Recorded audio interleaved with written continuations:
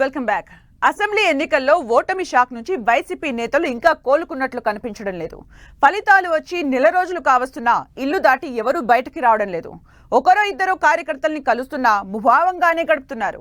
5 ఏళ్లు రాజభోగం అనుభవించిన వారు ఒక్కసారి పరిస్థితి తలకిందులు కావడంతో ఇక అంతా అయిపోయిందనుకుంటున్నారు. నేతల తీరును గమనిస్తున్న కార్యకర్తలు, ద్వితీయ శ్రేణి నేతలు పక్క చూపులు చూస్తూ గోడ దూకడానికి సిద్ధమవుతున్నారు. ఉమ్మడి పశ్చిమ గోదావరిలో వైసీపీ మాజీ ఎమ్మెల్యేల వైఖరితో పార్టీ మరింత డేంజర్ జోన్లోకి వెళ్తుందా?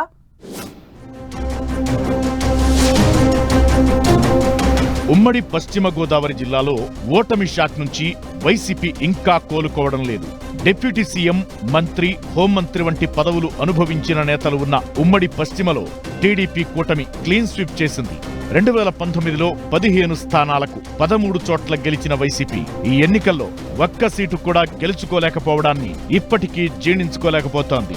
దీంతో రిజల్ట్స్ వచ్చినప్పటి నుంచి ఇప్పటి వరకు మాజీ ఎమ్మెల్యేలు, మాజీ మంత్రులు ఇళ్లు విడిచి రావడం లేదు.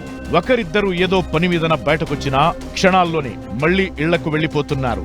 నేతల వైఖరిని పరిశీలిస్తున్న కార్యకర్తలు సేఫ్ జోన్ కోసం ప్రయత్నాలు ప్రారంభించారు.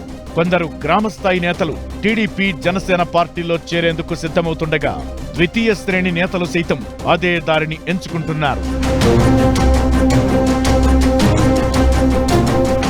టీడీపీ కూటమి హవాలో ఉమ్మడి పశ్చిమలో వైసీపీ గల్లంతయింది. వైసీపీ పక్కాగా గెలుస్తారనుకున్న చోట కూడా టీడీపీ కూటమే భారీ ఆధిక్యం ప్రదర్శించింది. ముఖ్యంగా వైసీపీ అధినేత టార్గెట్ చేసిన ఉండిలో టీడీపీ ఎమ్మెల్యే రఘురామరాజు గెలవడం వైసీపీకి షాక్ ఇచ్చింది.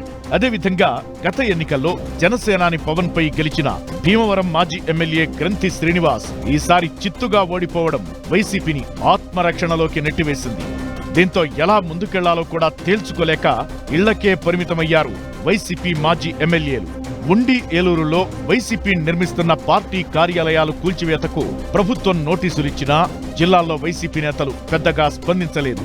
రాష్ట్ర పార్టీ ఆదేశాలతో కోర్టులో పిటిషన్లు దాఖలు చేసిన నేతలు నోటీసులు జారీ అయ్యాక పార్టీ ఆఫీసులను సందర్శించకపోవడం కార్యకర్తల్లో విస్తృత చర్చకు దారితీస్తోంది.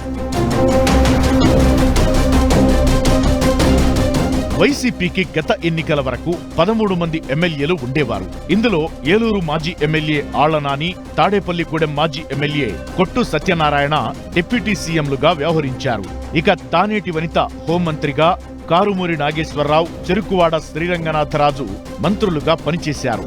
వనిత 5 ఏళ్లు మంత్రిగా ఉన్నా ఓడిన తరువాత ఇంటి నుంచి బయటకు రావడం లేదు. పశ్చిమ గోదావరి జిల్లా వైసీపీ అధ్యక్షుడైన మాజీ మంత్రి చెరుకువాడ శ్రీరంగనాథరాజు రిజల్ట్స్ వచ్చాక ఎక్కడున్నారో కూడా కార్యకర్తలకు తెలియడం లేదు. ఉండిలో పార్టీ కార్యాలయాల కూల్చివేత నోటీసులను అస్సలు పట్టించుకోలేదు శ్రీరంగనాథరాజు. ఇక ఏలూరు నుంచి పోటీ చేసిన మాజీ డిప్యూటీ సీఎం ఆళ్లనాని ఇంటికే పరిమితమయ్యారు. తన వద్దకు వచ్చిన వారిని మాత్రమే కలుస్తున్నారు. ఏలూరు జిల్లా పార్టీ కార్యాలయాన్ని ఏలూరు నగరంలో నిర్మించారు. ఎన్నికలకు ముందే ఈ కార్యాలయాన్ని ప్రారంభించాలనుకున్నారు. కానీ అప్పట్లో కుదరక ఎన్నికల తరువాత ప్రారంభిద్దామని వాయిదా వేశారు. ఇక ప్రభుత్వం మారిన తరువాత పార్టీ కార్యాలయానికి ఎటువంటి అనుమతులు లేవని బయటపడింది. కొత్తగా ఎన్నికైన ఏలూరు ఎమ్మెల్యే బడేటి చంటి వైసీపీ కార్యాలయాన్ని పరిశీలించి ఆ భవనంలో డిగ్రీ కాలేజీ ఏర్పాటు చేస్తామని ప్రకటించారు. ఇలా అధికార పక్షం దూకుడు చూపుతున్నా ప్రతిపక్షం నుంచి ఏ ఒక్కరూ మాట్లాడకపోవడాన్ని తప్పుబడుతున్నారు కార్యకర్తలు.